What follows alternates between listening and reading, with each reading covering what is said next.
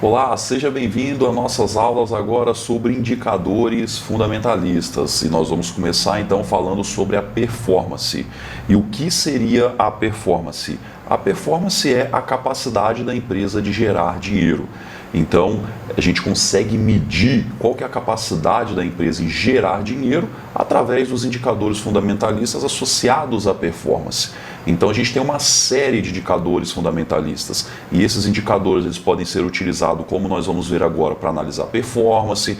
Nós temos indicadores para analisar o endividamento, nós temos outros indicadores também para analisar vários aspectos relacionados à saúde da empresa, a parte econômica da empresa.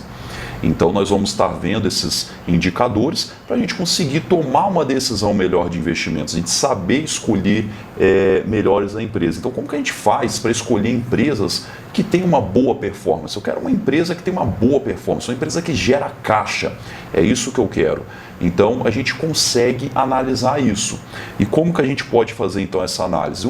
Uma das formas é verificar a receita líquida. Então a receita líquida ela representa o valor gerado pela empresa em suas operações. Então veja, é uma forma interessante de verificar como que é a performance de uma empresa através da receita líquida, que a gente consegue verificar o quanto que está sendo gerado ali de dinheiro através das operações da empresa, é o caixa que está entrando para a companhia. Então isso é muito interessante. Da mesma forma que nós temos o lucro líquido. E o lucro líquido, o que ele representa mesmo para a gente? Ele é o ganho real das atividades econômicas da empresa, descontando os seus custos. Então, o lucro líquido, no final do dia, é o indicador mais interessante. É o quanto de dinheiro que sobrou ali devido às operações da empresa. Então, a empresa ela pode pegar esse dinheiro, ela pode fortalecer o seu caixa, tá? Ela pode pegar esse dinheiro e reinvestir na própria empresa, então montar uma nova fábrica, melhorar os equipamentos, de alguma forma melhorar o processo para gerar mais dinheiro para nós acionistas da empresa no futuro. E por outro lado, a empresa ela pode pegar esse lucro e pode distribuir para os acionistas. Tá? Então tem como a gente receber uma parcela desse lucro da empresa na forma de dividendos. Então também é uma possibilidade. E aí o que acontece? Então o lucro líquido é algo que a gente tem que estar olhando bem de perto ali da empresa, a gente tem que estar olhando o lucro líquido da empresa. Só que, ao mesmo tempo, é importante nós considerarmos algumas situações. Por quê?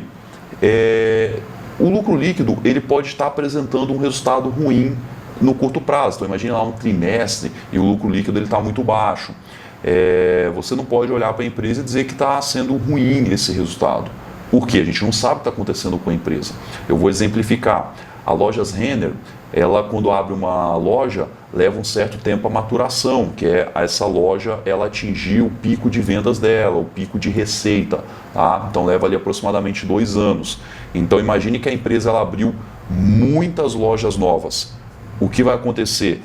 Ela vai ter um custo, okay? O custo de operação dessa loja vai existir, então o custo da empresa vai aumentar rapidamente e o lucro vai aumentando pouco a pouco, então vai levar ali 2 anos para ela atingir um pico interessante. Então qual que é o interessante aqui? A gente tentar deixar o custo um pouco de lado e verificar o que? A receita líquida.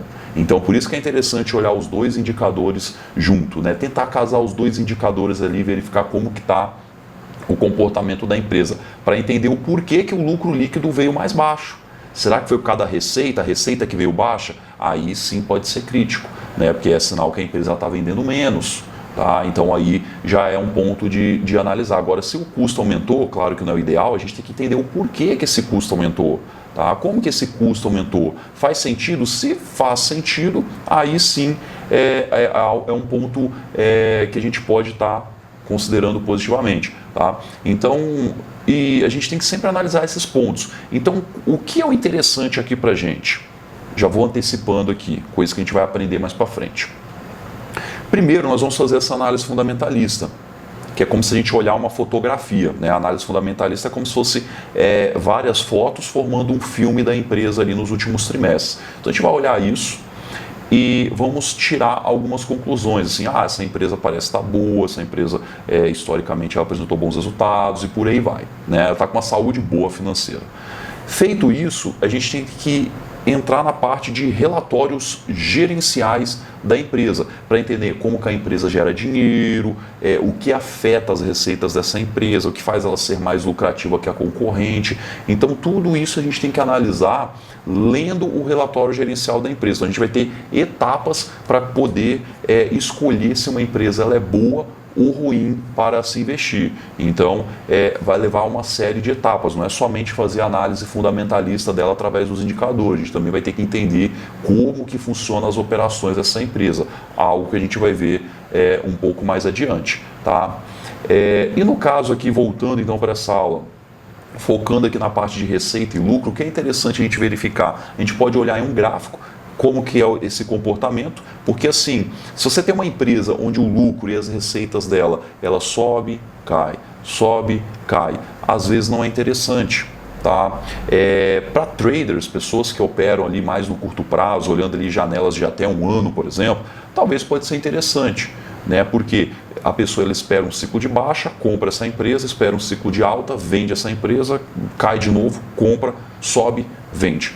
Então, é uma pessoa que está operando ali, fazendo os seus trades. Só que, como nós temos a mentalidade de investimentos para longo prazo, eu não quero ficar olhando o gráfico para poder tomar uma decisão de investimentos, até mesmo que eu sei que essa daí não é a melhor forma da gente investir, né? A forma que mostra estatisticamente onde as maiores fortunas estão concentradas é quem compra os ativos e deixa eles guardadinhos na sua carteira de investimentos. Então é isso que eu quero. Então eu quero escolher boas empresas que eu acredito, e todo mês eu só quero abrir a minha corretora, comprar certos ativos, sair da minha corretora e nem precisar olhar mais. Só no mês que vem eu vou abrir a minha corretora de novo, vou comprar mais ativos, vou sair da corretora e no próximo mês a mesma coisa. Então é isso que eu quero fazer, eu quero tranquilidade.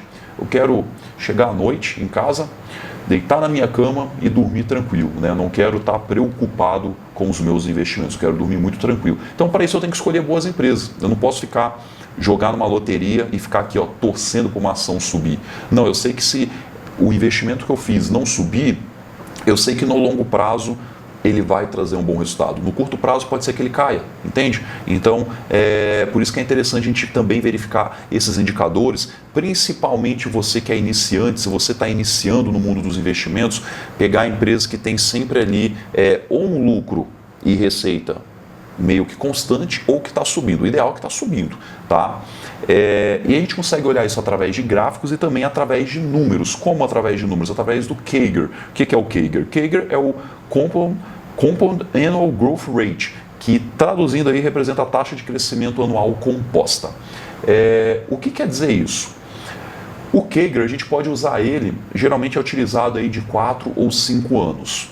Vou pegar aqui como exemplo um CAGR de 4 anos. Tá? O que representa? Uma empresa, imagine que uma empresa tem um lucro lá de 100 milhões de reais por ano. E ela, há 4 anos atrás, ela tinha esse lucro de 100 milhões. E hoje, após 4 anos, ela está tendo um lucro de 200 milhões de reais. Então a gente sabe que ela dobrou. Correto? Quando ela dobra, ela teve um ganho de 100%. No período, ela ganhou 100%. Aí eu pergunto, mas qual que é? Pegaram a ideia, saiu de 100 milhões para 200 milhões. Ela aumentou 100%. Isso em 4 anos, né? Um CAGR de 4 anos. Aí eu faço a seguinte pergunta, mas quanto que foi por ano que ela cresceu? Aí você pega ali os 100%, divide por 4, dá 25% ao ano. 25 no primeiro, 25 no segundo, 25 no terceiro, 25 no quarto ano. Somou aí 100%. Correto? Não, não está correto. Por que não? Porque é juros compostos, né? Então, o 25% que ela ganhou lá no primeiro ano, né, o quanto que ela ganhou no primeiro ano, no segundo ano eu já vou contabilizar isso. Então, na verdade, iria passar dos 200 se eu considerar uma taxa composta anual de 25%. Eu posso até fazer aqui, como que eu faço essa conta? É 100 multiplicados por 1,25. Então, ao final, 1,25. Ao final do primeiro ano daria 125, do segundo ano daria 156, do terceiro ano 195, ó, já no terceiro ano quase daria os 200, e no quarto ano 244 milhões. Então veja que não é 25. Então o Kager, ele traz isso como se fosse os juros compostos, né? Então o Kager, ele traz essa métrica para a gente, é muito interessante. Por quê? Porque a gente consegue observar uma janela de período de tempo de alguns anos atrás, porque pode ser que o último ano a empresa não foi muito bem, mas os 3 anos anteriores ela foi muito bem. Então por isso que é bom a gente pegar um período maior de tempo. E aí quando você traz isso para uma taxa composta de crescimento anual, você consegue observar o quanto que ela está crescendo por ano. Então você vê lá um CAGR de 15%, quer dizer que o lucro da empresa está crescendo 15%. Então você espera que a empresa ela tenha uma valorização de 15% ao ano. Tá? Então por isso que é bom a gente olhar para o CAGR. A gente pode olhar para o gráfico, verificar que está crescendo, mas quando a gente olha para o gráfico a gente não tem essa noção como o CAGR. O CAGR ele já é um indicador que vai aparecer ali na tela. Todos esses indicadores que a gente está abordando aqui agora, a gente vai precisar fazer conta nenhuma. Já vai aparecer ali na tela para a gente vai entrar no site, vai aparecer lá, a gente vai conseguir ver essa informação de forma resumida. Então a gente pega os dados contábeis da empresa e através desses dados contábeis é feito contas e essas contas a gente consegue ver na tela. Sem conta nenhuma, né? A gente não vai fazer conta nenhuma, né? O site já fez pra gente, olha que beleza. Olha a facilidade que a gente tem para investir hoje em dia. Basta a gente entender o que a gente está olhando, né? Então a gente vai olhar para o CAGR, agora a gente vai entender o que significa isso pra gente, beleza? Então, só vou fazer uma observação aqui, adicionar o quanto essa parte de receita e lucro, porque é o seguinte... Tem empresas que, só para a gente amarrar esse tópico aqui então, né, o que eu gostaria de falar seria isso, mas somente uma observação que pode agregar aí ao nosso entendimento, que é o seguinte, uma empresa que tem uma receita baixa ou até mesmo negativa é uma empresa ruim? Não, não é. Por quê? Vou utilizar como exemplo o próprio Nubank. O que o Nubank fez e faz? Né? Só que agora ele está começando a trazer lucro aí, para os seus acionistas. O Nubank, em muito tempo, ele se preocupou em ganhar market share. Market share é o que? A fatia do mercado. Então, só para a gente exemplificar aqui, imagine lá uma cervejaria, a Heineken. Vamos supor que a Heineken tem um market share de 60%. Isso quer dizer o seguinte, que a cada 100 cervejas que são vendidas, 60% é da marca Heineken. Né? Então, o market share é a fatia que essa empresa tem do mercado para ela. Né? Então o Nubank ele se preocupou muito em ganhar market share, então fazer um marketing muito agressivo para ganhar novos clientes. Ele não estava nem aí em ganhar dinheiro em cima dos clientes. Por quê? Quando ele tem uma base de clientes muito sólidos, imagine que ele tem lá sei lá, 100 milhões de clientes. Né? Ele tem muito mais do que isso, mas imagine que ele tem 100 milhões de clientes e ele consegue ganhar R$1 por cliente, é 100 milhões de reais que está entrando no faturamento da empresa. Então olha que fantástico. Então a empresa ela tem uma estratégia de crescimento muito agressiva. Qual que é a consequência disso? Ela não vê receita nenhuma. Essa empresa está queimando caixa, ela está queimando. Né? Só que, então por isso que nós como investidores, a gente tem que olhar isso para a empresa. Por que essa empresa ela não apresenta lucro e mesmo assim ela está tendo uma valorização na cotação dela? Então cabe entender o porquê e verificar se isso é coerente, né? Se vale a pena comprar uma ação dessa. A dica que eu dou para quem está iniciando é esquecer essas empresas. Ou, se for investir nesses tipos de empresas, que tem uma parcela muito pequena. Né? Eu que já tenho uma experiência considerável aqui no mundo dos investimentos, quando eu invisto nesses tipos de empresas, eu coloco uma parcela muito pequena. Eu jamais tenho mais do que 10% da minha carteira de investimento alocado em empresas nesse estilo, empresas que não geram caixa hoje.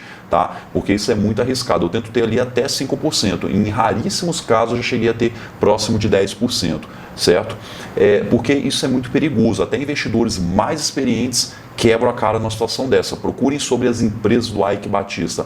O Eike Batista ele vendeu uma promessa, ele vendeu um lucro extraordinário no futuro. Só que nada disso era concretizado no presente. Tá? E aconteceu que nada disso aconteceu, as empresas tiveram fraudes e os investidores dessa empresa, levaram ferro, né? Então tenha muita atenção com isso. E muitos investidores experientes, tá? Pessoas que tinham lá décadas e décadas no mundo dos investimentos, gestores de fundos de investimentos, pessoas que vivem do mercado financeiro, ganhando milhões por ano ali, fazendo gestão de carteira de investimentos, vivem para isso e mesmo assim caíram nessa, tá? Então tomem muito cuidado com isso, tá? Principalmente quem está iniciando, porque é melhor a gente deixar de ganhar do que perder dinheiro. Lembre muito disso, né? Lembra daquela frase do Warren Buffett que eu trouxe aqui pra gente, né? Regra número 1, nunca perca dinheiro. Regra número 2, nunca esqueça da regra número 1. Então, essa frase leva ela para a vida, tá? Porque é muito importante isso. É melhor você deixar de ganhar dinheiro do que